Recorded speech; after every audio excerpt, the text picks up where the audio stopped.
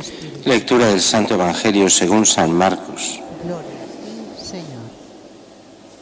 Sucedió que un sábado Jesús atravesaba un sembrado y sus discípulos, mientras caminaban, iban arrancando espigas. Los fariseos le preguntan: mira, ¿por qué hacen en sábado lo que no está permitido? Él les responde: ¿No habéis leído nunca lo que hizo David cuando él y sus hombres se vieron faltos y con hambre? Como entró en la casa de Dios, en tiempo del sumo sacerdote Abiatar, comió de los panes de la proposición, que solo está permitido comer a los sacerdotes, y se lo dio también a quienes estaban con él. Y les decía: el sábado se hizo para el hombre y no el hombre para el sábado. Así el Hijo del Hombre es Señor también del sábado. Palabra del Señor. Señor Jesús. Celebramos hoy esta memoria de San Antonio Abad, uno de los grandes santos de la historia. Tiene el título de Antonio Magno, Antonio el Grande. Y es un personaje todo especial. Casi todo lo que sabemos de él lo sabemos por San Atanasio, el doctor de la Iglesia Oriental, el obispo de Alejandría, que escribió su historia y además había sido compañero en muchas cosas suyas. Fue su gran defensor ante los arrianos o contra los arrianos. San Antonio es de estos santos en todo excepcional, ya por la longitud de su vida, que murió con plenas facultades, según dicen, pero a los 105 años. Nace el año 250. Y cuando es muy pequeño, debe tener 2, 3 años, hay una de las grandes persecuciones, pero se acaba allí, y vienen 40 años de paz. En esos 40 años la Iglesia se desarrolla muchísimo, hasta que vendrá la persecución de Diocleciano, ya a inicios del siglo IV. En ese tiempo, él se convierte a la fe. No es que fuese ateo ni mucho menos, sino simplemente va creciendo, va a la iglesia, se da cuenta de lo que Dios le pide, lo vende todo, lo da a los pobres, se dedica a Dios del todo y se hace una especie de eremita. Él es el que funda todo esto de los éremos y estas cosas, con lo cual para todos es nuevo lo que hace este hombre. Y llega el momento de las persecuciones. Bueno, hemos de decir que son famosas sus tentaciones, que están en todos los grandes artistas clásicos, tienen las tentaciones de San Antonio. Y eso nos va bien para recordar que las tentaciones no son pecados, sino tentaciones. Mucha gente confunde la tentación con el pecado. Si tiene tentación ya es pecado. No, la tentación es solo tentación. La tentación es aquello que nos puede inducir a pecar, pero con lo que hemos de luchar para no caer. Y ya está. Y quien lucha y se saca las tentaciones de encima no peca, faltaría más. El pecado es sucumbir a la tentación. Por eso el Padre Nuestro: no nos dejes caer en la tentación. No nos dice y que no tengamos tentaciones, sino que no caigamos en las tentaciones.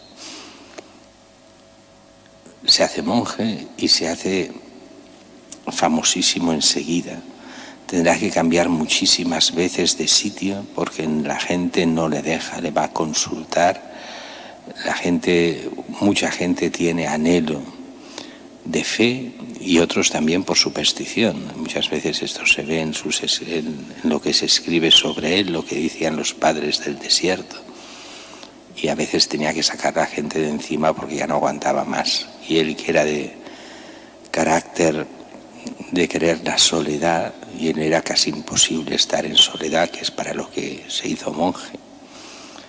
El caso es que vienen, cuando él ya es adulto, con 40 y pocos años, vienen las grandes persecuciones de Diocleciano. Esas sí que fueron grandes, tal vez la mayor de todas. Y allí sí que él, como monje, se pone al servicio de los confesores de la fe y de los mártires. Y entraba en los juicios, se enfrentaba a los jueces, pero tenía ya tanta fama de santidad este hombre que nadie se atrevía con él. ni los jueces se atrevían a meterse con él cuando estaban juzgando a cristianos y sabían perfectamente que era cristiano y gran cristiano. Con él no se atrevían. Acompañaba a los mártires en el martirio para darles fuerza en el último momento, y a él no lo tocaba. Fue, como decíamos, el gran defensor de Atanasio. Atanasio es uno de los 4 grandes doctores de la Iglesia oriental, el gran arzobispo de Alejandría, en Egipto, y fue perseguido por los arrianos, estos que no creían que Jesucristo era verdadero Dios ni verdadero hombre, era un semidios, y que era una de las grandes herejías de los primeros siglos del cristianismo. Pero esta persecución le fue muy bien para nosotros, porque Atanasio, precisamente una de las veces que lo expulsan de la diócesis, coge a algunos monjes, discípulos de San Antonio, y viene a Roma, viene a Europa, va a hablar con el Papa, y el Papa ve estos personajes que les llaman monjes. ¿Qué serán esto? Y gracias a ello, estaba allí, es la época del Papa Dámaso, la época en la que está San Jerónimo. San Jerónimo ve aquello y funda una especie de monjes aquí en Europa, y empezarán ya lo que son los monjes, aunque después la gran apertura a los monjes se dará algún tiempo después con San Benito, que será aunque no el fundador primero, pero sí el padre, para entendernos, de los monjes de Occidente. Será un grandísimo santo, defensor del obispo, defensor de la fe católica, defensor de los mártires. En todo era admiradísimo San Antonio, muriendo, ya decíamos, a 105 años, hacia el 355, muriendo de viejo, pero según decían, en plenas facultades, sobre todo mentales. Físicas supongo que ya habría bajado mucho. El caso es que aquí muchas veces se lo pinta con un cerdito a los pies, pero eso no es propio de San Antonio, eso es de los antonianos. Los antonianos es una orden mucho más moderna, no de la época, no es suya, sino que siglos después se crea en la Edad Media una orden que se llamaban los antonianos, en honor a San Antonio, que era una orden hospitalaria. Estas órdenes que se dedicaban a hospitales y que tenían como norma dejar cerditos por las calles, en los pueblos, con una especie de, con una especie de tatuaje conforme eran del hospital. La gente los alimentaba, sabiendo que eran por caridad, porque una vez que fueran grandes, estos serían para dar de comer a los hospitales. Y de ahí vino la tradición en catalán, San Antonio del Porquet, San Antonio del Cerdito, que era en realidad solo esto, no es de San Antonio, sino de los antonianos. Pero vayamos un segundo solo al Evangelio de hoy. Jesús atraviesa un sembrado, es un sábado, la gente es pleno verano, hay el trigo que ya está maduro, la gente coge del trigo y come. Lo frotan, sacan la cascarilla y comen del trigo. Hoy diríamos, esto es robar, pero en aquella época eso no es robar.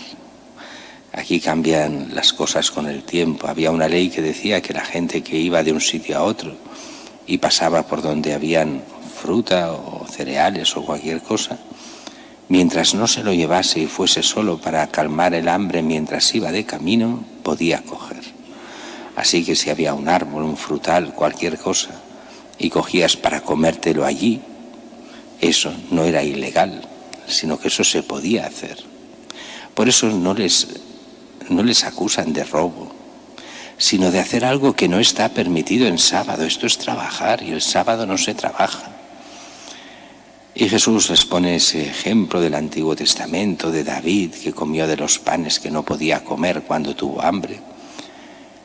Pero aquí hay una frase que en el fondo está ya revelando quién es Jesús otra vez. Recordemos que más que enseñanzas en esta primera parte del Evangelio es descubrir quién es este Jesús. Y entonces les dice: el sábado se hizo para el hombre y no el hombre para el sábado. El Hijo del Hombre es Señor también del sábado. Y aquí hay toda una forma un poco críptica, pero de enseñanza dura. El Hijo del Hombre se refiere a Él mismo, es Señor del sábado. ¿Pero quién es el Señor del sábado? El sábado es de Dios. Si Él es el Señor del sábado y el sábado, el Señor es Dios, Él es Dios, el Dios hecho hombre. Por eso ya empezarán a buscarle las cosquillas a Jesús, a matarlo. Se hace Dios. Ese es el gran problema. Se hace Dios. Y eso es la verdad de la fe, es que tenemos a Jesucristo que es verdadero Dios y verdadero hombre.